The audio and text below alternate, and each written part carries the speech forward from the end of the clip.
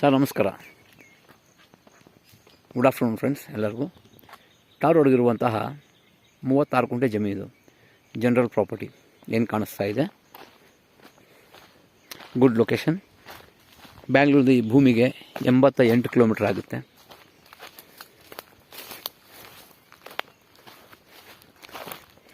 Pure red soil.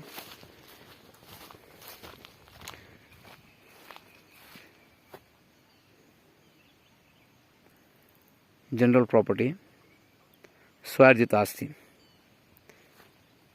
ಮೂಲ ಜನರಲು, present ಕೂಡ ಜನರಲು.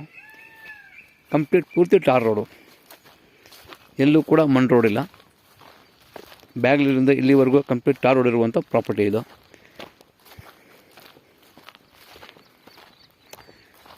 Good location.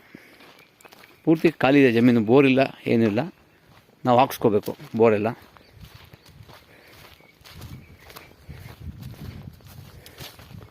ಸಮತಟ್ಟಾಗಿದೆ ಭೂಮಿ.